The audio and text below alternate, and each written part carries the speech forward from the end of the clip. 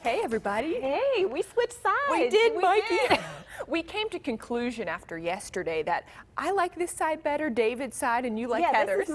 This is my better side here. Yeah, well, David and Heather, they are enjoying some well-deserved vacations. So Celina and I are filling in, and we are thrilled to be here. I know. We had so much fun yesterday. Looking forward to another fun show today. All right, so a quick update before we get to the fun. So Allegheny County's ban on-site consumption of alcohol goes into effect tonight, and bars will still be allowed to serve food on site, and they can also still offer to-go cocktails. And it's, you know, so that's a good thing, but it's challenging because some of those, you know, those workers, they just got back and they had been furloughed, and now maybe they might have to be out of a job for another couple of weeks. I know, and it's a big part of a lot of restaurants and bars is the sale of alcohol, and I totally understand it. I really do, because we talked about this yesterday, and you know, sometimes when you're having drinks, you know, you're not yourself, and you get a little bit out of hand. Maybe you get loud, maybe you get close to people. So I do get that. You linger more, but hopefully the businesses and restaurants will still do well with to-go cocktails and serving food on site. Yeah, well, it's really still important to wear your mask when in public, and someone who does a really great job of this is Batman. So we found this post on our friend comedian Aaron Kleiber's Instagram page, and look what it says there. Wear the mask to protect the people closest to me. This was displayed at a movie theater in Vancouver. Oh, so this message, Mikey, is from Batman. Yes. Who will be played, if you didn't know this, by Michael Keaton next year in the new movie, The Flash. That's right. We talked about that earlier, and Heather and I, our knowledge of superheroes was not that great. I know. My knowledge is not that great either. Ron would not be happy with any of us. But you know, David, he played Batman as well. In one of my tech reports, we turned him into Batman. But anyway, the problem with Batman is that he exposes his mouth and his nose with his mask. So you have to remember that you still need to cover that up. Yeah, you do. And it's important to remember that when you're going out, especially now since we've seen a recent spike. So I know David always says he wears his mask to keep others safe, especially when he visits with his father. So Mikey, why do you think it's important to wear it? Well, I mean, first of all, to protect others and myself, and I really want to get back to what would be called the new normal, and you know, to protect those kind of like those small business owners that we were talking about, so they can get back to work. I mean, there's so many reasons to wear a mask. How about you? Yeah, I feel the same with you. I think the only time I really don't wear it is when I'm out on a walk or out doing a hike, but I think even now, I know you have to. When you go to a restaurant now, you have to wear it at all times, except when you're eating or drinking anything. So I think that'll maybe be the only time that I don't wear one now. And here's to say, like, if you're outside and you're not around a whole bunch of people, just have your mask in your pocket, and if you see people coming, throw it on. Throw it on. Yeah, like this. I got it in here. You have it in your PTL mug. One of these days, you know, I'm going to put a drink in here. You're always so well prepared, Lip gloss, my mask. All right, so Star Wars fans will appreciate this. This is from Darth Vader, and he says, "I find your lack of mask disturbing." So you don't want to upset Darth Vader, and then he can attack you with that green light wandy thing that he has there.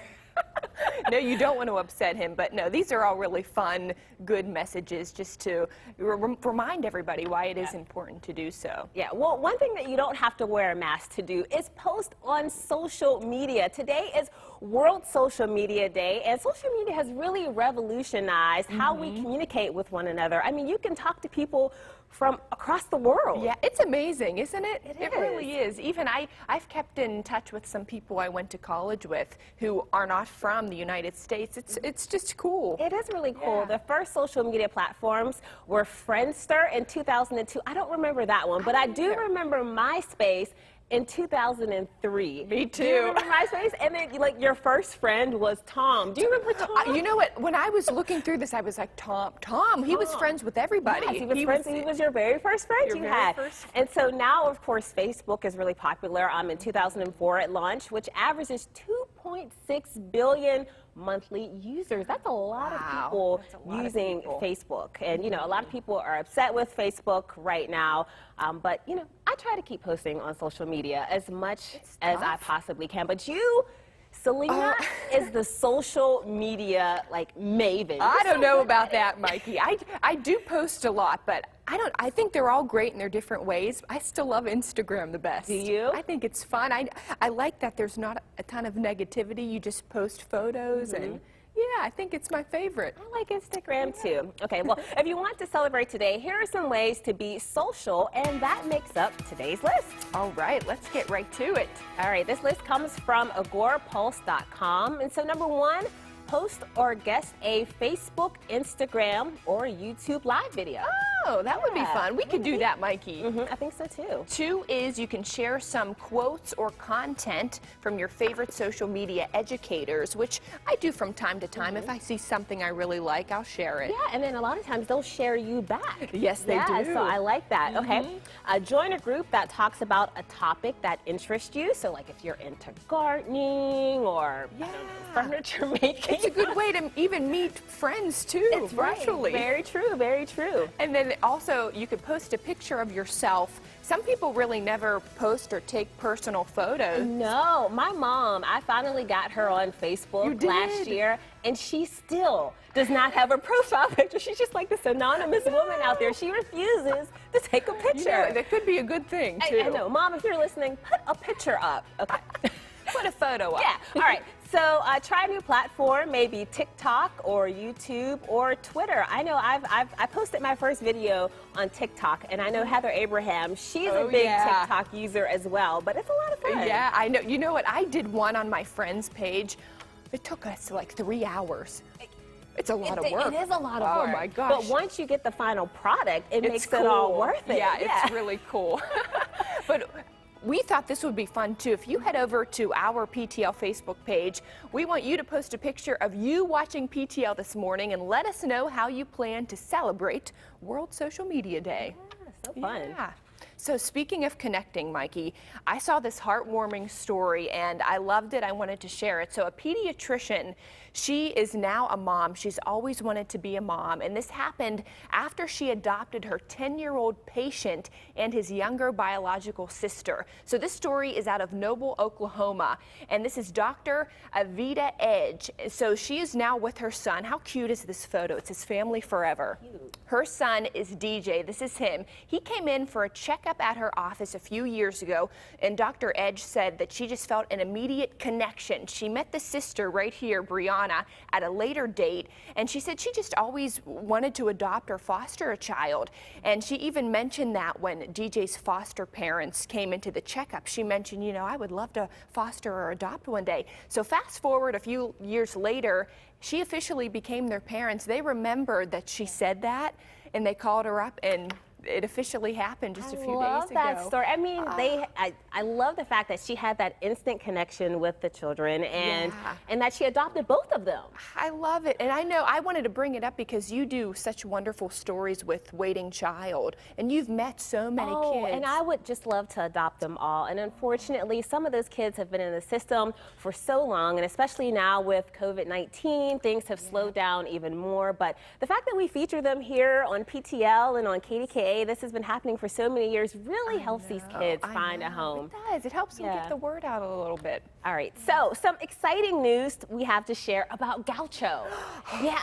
I know you love Gaucho. I'm so excited about this. It's now open for takeout, and it has a new downtown location. It's the old 6th and Penn kitchen. Yep. Oh, and have you been there, Mikey? Oh, you know what? I have that fear of missing out where I saw the line that used to wrap around the old Gaucho, and I'm like, what are they serving? It is long, in there? and I've waited in that a few times. Yeah, I did once, but I think maybe I've been twice, matter of fact. But the food was fantastic. They have this delicious corn on the cob that is so good. Corn is so good, and all their meats, their wood fire meats, and the sauces, and so I'm excited. They're now open for takeout at the new location there on Penn, where the old six-pen kitchen used to be. So we need to hit that up, Mikey. We should go together, Celina. We should go together. I love it. But there's also, we want to mention really quick, if you missed this too, because I'm a big fan of Smallman Galley. They're actually moving as well from the Strip. That's where they're located. They're moving to Bakery Square, to a bigger space. So that's another update. It is, and I've enjoyed that restaurant as well. I've had their pizza. I think it's Ironborn. Thank you, Ironborn Pizza. Oh, it is so good. So I'm excited to see their new location over in Bakery Square. And I've been driving by there lately, and I've been seeing some of the construction.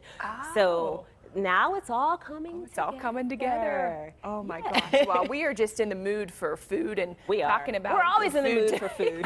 So we're going to continue the talk on good food, but stay tuned. We're going to take a quick break, and then we have a lot to get to because we are talking about ballpark classic. So we have celebrity chef Andrew Zimmerman. He will be sharing his recipe for a great ballpark dish that all of us love. And while we may not be able to go to the park right now, we can still enjoy some of the food. Make sure to stay with us for that classic recipe coming up. Also ahead, we're live outside with this guy. His message for all of us from Animal Friends. Find out why the shelter needs our help right now. And what's it worth? We will play the Antiques Appraisal game with Dr. Lori. Stay with us to play along as we find out the value of all of the items that PTL viewers sent in. Thanks for being with us on this last day of June 2020. We'll be right back after this short break.